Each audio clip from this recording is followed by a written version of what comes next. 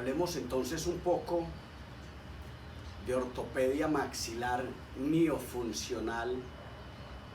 como debe de llamarse a esta disciplina de la odontología. Hablemos de crecimiento y desarrollo y entendamos que ortopedia maxilar no es más que la reversión de unos procesos de crecimiento y desarrollo que vienen alterándose en ese proceso ausológico del desarrollo de los maxilares, donde es importante que comprendamos cómo es que se origina esta disciplina, cómo es que la ortopedia maxilar, que aún no logra constituirse como disciplina científica, cómo es que nace. E indudablemente no podemos olvidar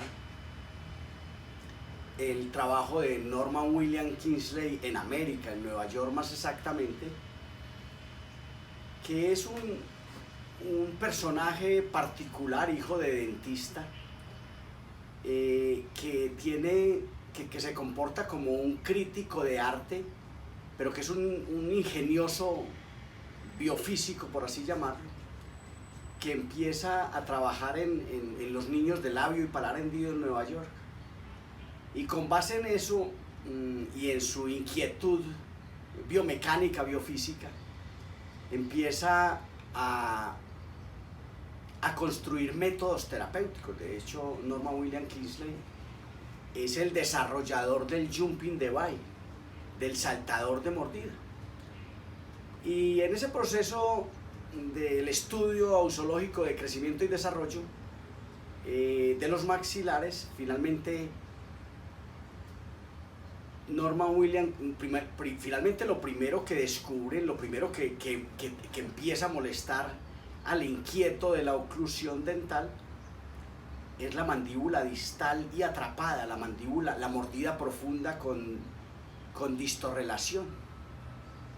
que luego llamaríamos clase 2, aludiendo a una relación molar que se generaliza también en Estados Unidos en la mente de Edward Angle. Pero en general lo que ocurría era que había una mandíbula distal, una mandíbula que se quedaba en su desarrollo por miles de agentes genéticos y medioambientales. Entonces lo primero que había que hacer era resolver ese problema de ese paciente donde había una mandíbula que se quedaba atrasada. Había que pensar en cómo avanzarla. Y es así como nace el saltador de mordida, que todos creemos que nace en Europa. De repente el término, tampoco lo creo, pero de repente el término nace en Europa, cuando en sus inicios en Europa, a comienzos del siglo pasado, mientras que el trabajo de Norman William Kingsley data de 1880, es decir, 20 años antes, pero casi que una conexión importante de las culturas en el mundo era Nueva York, París, Nueva York, Londres, y por consiguiente por ahí se hacía un desarrollo metodológico del desarrollo de unos métodos terapéuticos con los que se iba a resolver el problema de las alteraciones esqueléticas, de esa mandíbula distal, que era lo primero que veíamos por resolver. Seguramente lo segundo fue la mordida abierta. Pero en general el grave problema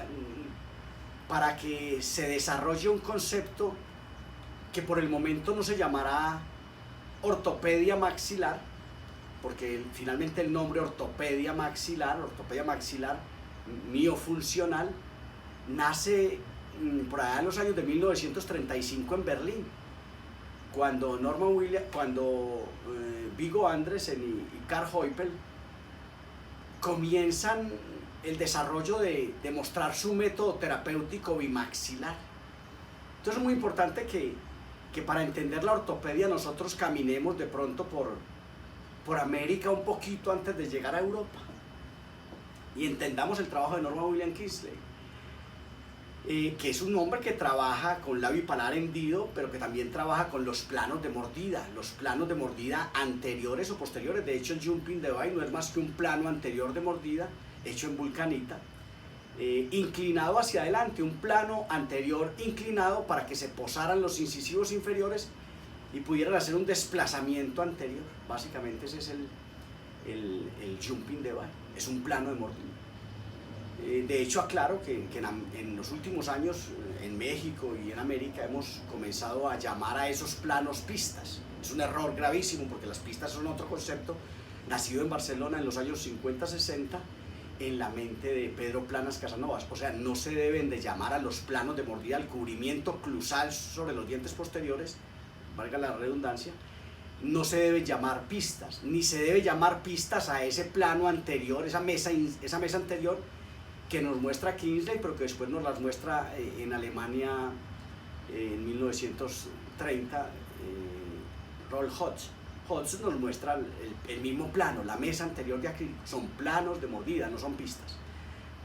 Pero luego la ortopedia en Europa, con la aparición de un aparato, de un médico francés en 1903, que es el monobloc de Pierre Robin, y por la misma época nace en Noruega de repente el aparato de Viggo Andresen, ayudado por un patólogo, Carl Heupel, donde ese aparato es presentado luego en 1935 en Alemania como el activador. Es un término que incluso crea Viggo Andresen para calificar a ese aparato con el que pretendía inicialmente mantener una ortodoncia suspendida en su hija, y aprovechó para avanzar la mandíbula, y ahí nace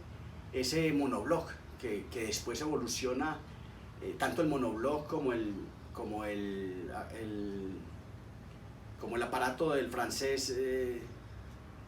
que mencioné hace un minuto, evolucionan a aparatos, como aparatos bimaxilares, evolucionan de pronto a Bionator, un aparato rígido, miotónico, que en esencia yo digo siempre que son los mismos tres aparatos: el monobloc de Viggo Andresen, el monobloc, el activador de Andresen, y el Bionator de Walters. En esencia son tres aparatos rígidos, miotónicos, que a veces en nuestro desconocimiento de lo que debiéramos llamar biofísica aplicada no logramos comprender todavía. Son los mismos tres aparatos rígidos miotónicos, funcionan con la musculatura en reposo y pretenden avanzar la mandíbula. Así empiezan a ser la ortopedia maxilar para la historia cuando miramos hacia atrás, pero no podemos dejar de recordar que por esa misma época, en esos mismos, había otro hombre, el padre de la biofísica, el padre de la biomecánica, que es Schwarz, Martin Schwarz, es Schwarz para algunos. Schwarz desarrolla el tornillo en compañía de Bosch, Kantorowicz, Korhaus, que hay un grupo en esos años 30 del siglo pasado que están desarrollando placas activas. De hecho, hasta el momento de aclarar que placa activa no es solo la de Schwarz. Todo aparato monomaxilar que usted conozca es una placa activa. No solo la de Schwarz es la placa activa, porque veo a veces que nos confundimos. La placa de Holley, nacida en 1919, es una placa activa. Son placas monomaxilares, llamadas placas activas, que también buscan proponer no solo el tamaño de las arcadas dentales, sino correlacionar las arcadas. Recordemos que el Jumping Device era un aparato monomaxilar en la maxila, una placa con un plano anterior de mordida. Entonces esos aparatos después en América son implementados como simples placas activas para conseguir tamaño de las arcadas dentales, pero no se les llama aparatos de ortopedia maxilar, y ahí aparece el primer error. El primer error es que no interpretamos que hay que hacer el tamaño de las arcadas dentales primero para buscar su correlación. Entonces vino después Frenkel, Klamm, Bimmler, y todos estos autores alemanes que nos muestran aparatos bimaxilares que para nosotros hoy siguen siendo la panacea, y son aparatos que fuerzan la mandíbula a una posición postiza del espacio mediante una mordida constructiva o mordida de trabajo, mediante un cambio de la posición de la mandíbula para preactivar la musculatura, obviamente manteniéndola quieta adelante. Todos son miotónicos, así la clasificación que conocemos nos haya dicho que hay algunos que son miodinámicos porque son más blanditos que otros, son miotónicos, frenan la posición avanzada de la mandíbula y por consiguiente no permiten que la dinámica se exprese. Pero las placas activas que nacen en la misma época también en Europa, donde ya aparece el tornillo, los resortes, el amarre para las placas, aunque todavía no se le llamaba amarre para entonces, sino ganchos de anclaje. Sea este momento de aclarar que el anclaje evoca una condición horizontal de apuntalamiento en uno u otro lugar para poder ejercer presiones para hacer mayor acción que reacción, para crear la reacción a la acción, para crear un equilibrio o un desequilibrio. Eso se llama anclaje. El amarre es una condición vertical de evitar que las placas se desalojen hacia oclusal. Es otro concepto que todavía no reposa en la literatura porque las placas activas no trascendieron mucho. Nos quedamos anclados en los aparatos bimaxilares y de repente así es que nace la ortopedia maxilar, a la que yo he dicho en otros videos que debemos de reflexionar y redireccionar a aparatos monomaxilares, es decir, que esas placas activas, que lo único que les faltaba en su desarrollo eran unas pistas, digamos que unas pistas como las que desarrolla Pedro Planas Casanovas en Barcelona, unas pistas que le permitieran a la una rozar sobre la otra, deslizarse sobre la otra, apoyados en la ley de la mínima dimensión vertical que nos las mostraría Planas en Europa, también pero muy posterior al trabajo de estos alemanes, que es un trabajo de 1940 al 1960. Planas en el 60 ya nos empieza a mostrar las pistas, unos aparatos separados que ya no forzaban abruptamente la mandíbula, sino que inducían la mandíbula mediante buscar la orientación del plano oclusal hacia adelante o hacia vista de perfil adelante o atrás, es decir, hacerla divergente a un plano que trabajó Planas, que era un plano que había trabajado Hanoi y había trabajado, pero que había creado un holandés que llamaba Petrus Camper, que había creado un plano de nasolabial a tragus para igualarlo con un plano que iba de la frente al nasolabial, para establecer un ángulo que se llamaría el ángulo facial de Camper. Es decir, sacó sus dos planos, el ángulo facial, el plano facial y el plano de Camper, para poder establecer qué tan prógnata o qué tan adelantado era. Yo presumo a veces que es un trabajo racista, para decir usted es negro, usted no, de acuerdo a los ángulos que da el ángulo facial de Camper. Pero no le demos mucha importancia a eso, me parece que es un trabajo que buscaba básicamente eso, saber qué tan adelante estaba el maxilar. Entonces, indudablemente después empiezan a desarrollarse esas placas activas y empiezan a nacer las pistas de rodaje de Planas que no han tenido mucha credibilidad, excepto en el trabajo de Vilma Simoes ahora en América, porque finalmente el método de Planas no tenía bibliografía. Su libro Rehabilitación Neuroclusal no tenía bibliografía y eso no se lo podían perdonar nunca. Además de eso, Planas quería que la odontología se llamara rehabilitación neuroclusal como su trabajo. Entonces Planas tenía finalmente una cierta incredulidad, porque era un trabajo que había desarrollado él a base de praxis clínica, era un avesado, era un avanzado, era un clínico de altísimo nivel, pero no era comprendido en su momento, como un paciente que estaba cambiando los aparatos bimaxilares de repente por unas placas que él había desarrollado que en el fondo no entendíamos y que a veces creo yo que muchos ortopedistas no las entienden todavía. Entonces, de esa manera es que considero yo que el trabajo, que debe pensarse en una ortopedia monomaxilar, ahora planas,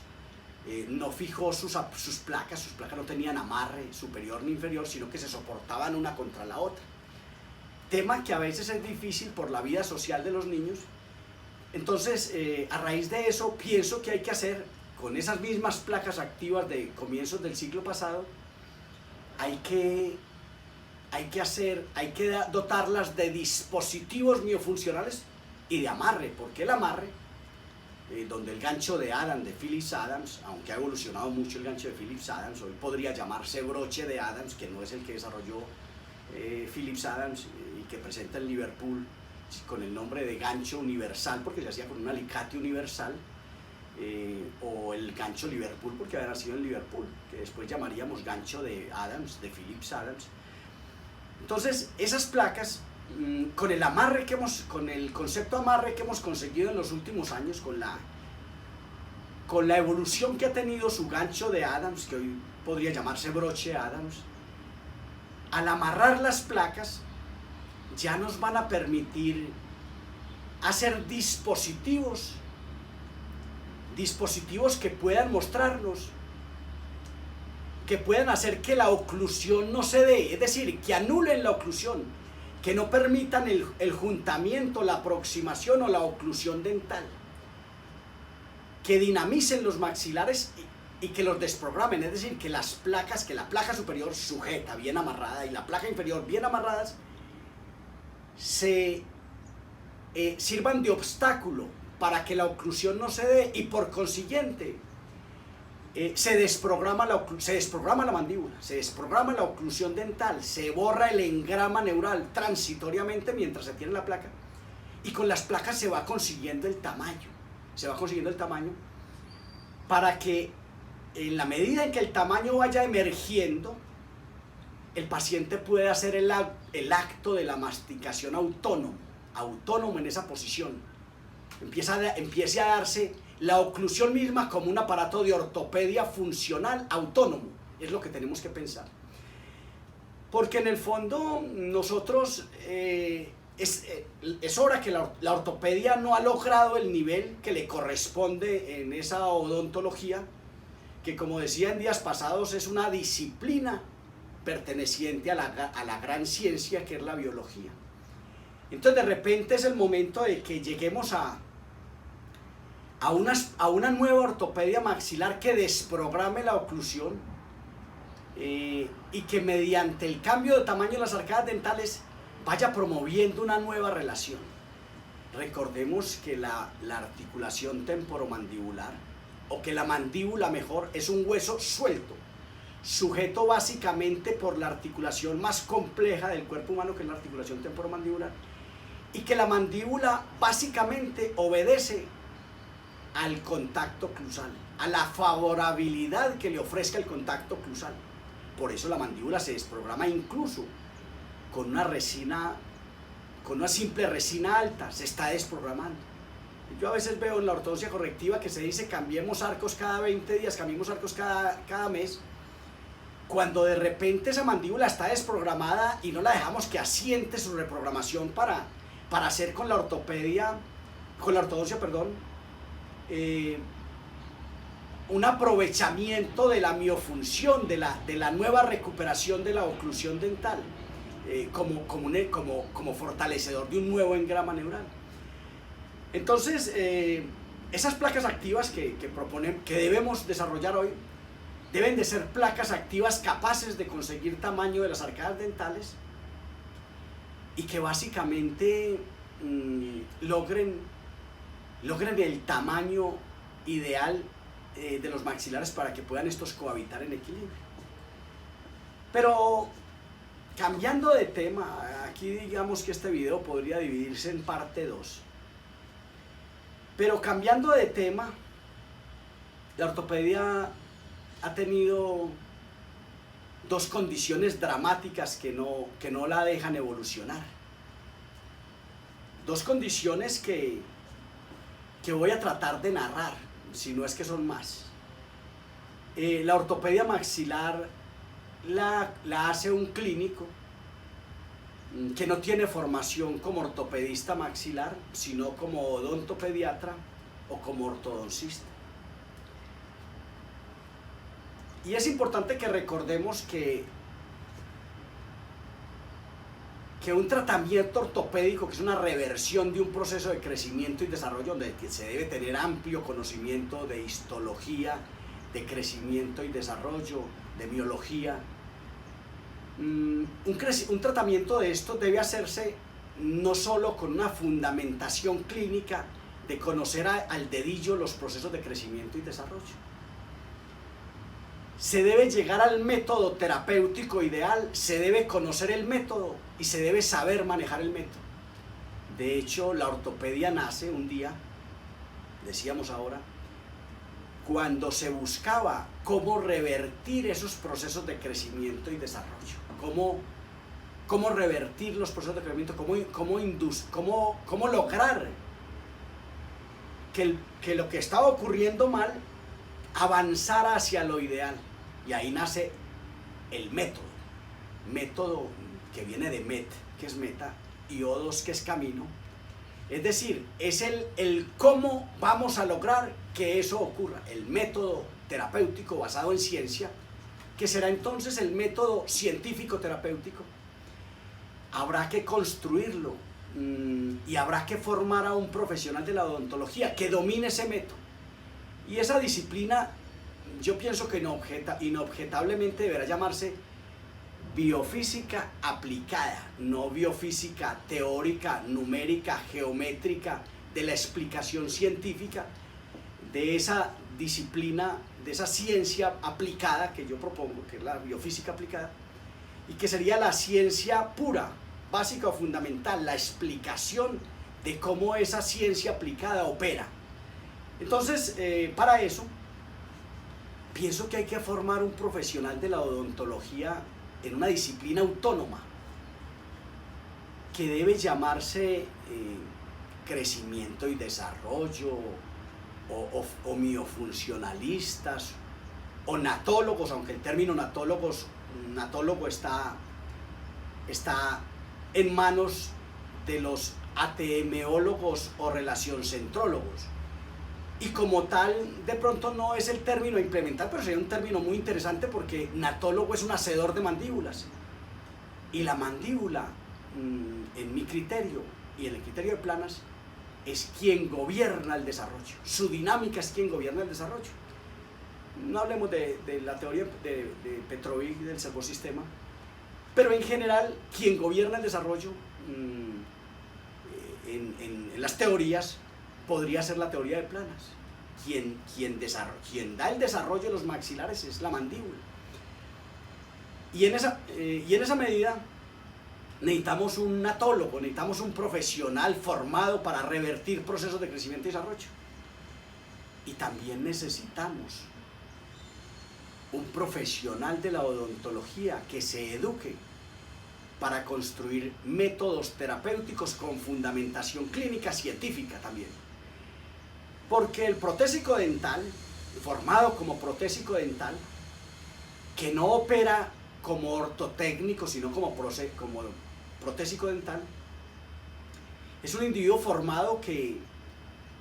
no entiende el método terapéutico que construye, no lo entiende. Para entender el método terapéutico se necesita conocer mucho de la clínica que subyace en la alteración esquelética y en la reversión del proceso, es decir, en la creación del método terapéutico y sus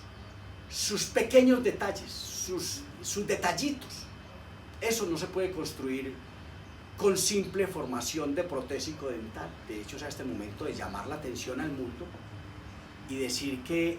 los ortotécnicos, como deberían llamarse,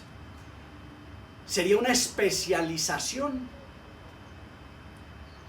de un protésico dental, o podría incluso formarse un odontólogo como ortotécnico para que sea capaz de construir métodos terapéuticos que sean capaces de revertir las alteraciones esqueléticas que se vienen enfrentando. Mientras tanto ese proceso, esa ortopedia maxilar miofuncional, porque quien la produce quien la crea y quien la corregirá es la miofunción, la función muscular. Mientras tanto, la ortopedia seguirá por ahí en esa discusión académica, donde muchas veces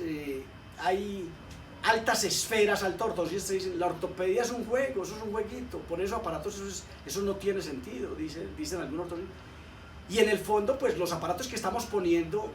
así tan simplemente, hechos por un protésico dental que de aparatos no entiende, y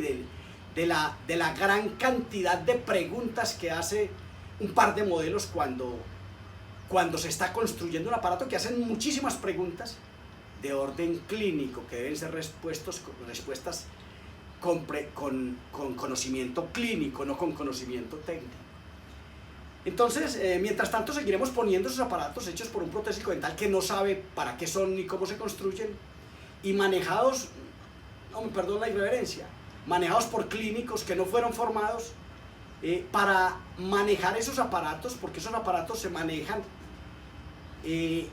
con ciencia aplicada, fáctica, con hacer con las manos. Esos aparatos se tienen que manejar bien. Esos aparatos no funcionan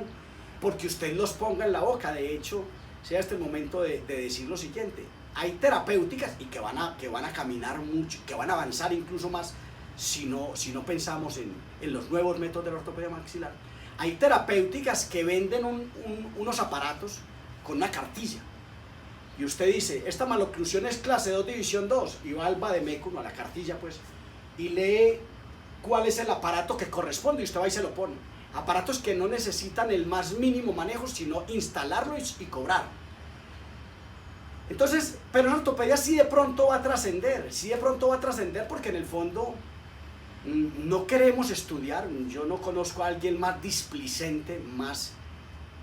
con menos ganas de estudiar el método que el profesional mismo de la odontología. Yo camino desde hace muchos años conversando con el odontólogo en Latinoamérica y en Europa acerca del aparato, del método, de ese banal aparato que es el método científico terapéutico, y veo que a él no le interesa mucho eso, que él cree que ese aparato, que lo desarrolló un alemán, Frenkel, que ese aparato simplemente se pone en la boca y ya está, y el aparato funciona, porque el discurso que él leyó en el libro, que no hablaba exactamente de la construcción, tenía unos tipsitos de construcción nomás, que ese aparato es la panacea y va a resolver los problemas esquelético-dentales de ese paciente en crecimiento, cuando eso no puede ocurrir de esa manera. Para que el aparato funcione hay que hacerlo funcionar, y se hace funcionar con ciencia aplicada, con ciencia fáctica, con biofísica aplicada. De otra manera, esos métodos terapéuticos no van a avanzar. Tal vez la ortopedia no ha podido mostrarle al mundo su evidencia, su verdad, porque en el fondo no existe, el método terapéutico ideal, porque recordemos que una cosa es el diagnóstico clínico y otra cosa es la reversión de esa alteración llamada diagnóstico clínico. La reversión y la alteración esquelética, la maloclusión, se corresponde con el plan de tratamiento. El uno es el positivo y el otro es el negativo, son un positivo y un negativo para que puedan entrar a funcionar. Entendiéndose la complejidad de un proceso de crecimiento y desarrollo del complejo maxilar, donde la reversión es multidimensional, donde hay unos planos del espacio que aluden meramente la relación antero-posterior, vertical y lateral, y hay otros planos que aluden el tamaño de cada una de las arcadas dentales, qué tan grande o qué tan pequeña es, ¿cierto? Y qué tan grande o qué tan pequeña es la otra, para que puedan cohabitar en equilibrio. Mientras nosotros no entendamos que el tema es así de complejo, seguiremos creyendo que que el aparato se saca del libro, lo construye un protésico dental de cualquier forma y simplemente se instala en la boca de su paciente y se espera que aparezca el resultado clínico, y de repente no es así de simple.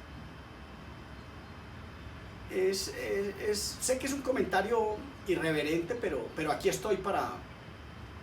justificarlo, para demostrarlo, para discutirlo. En esencia, esto no es más que una propuesta de discusión para el mundo, para quien le interesa la ortopedia maxilar y le interesa que la ortopedia se constituya en disciplina científica.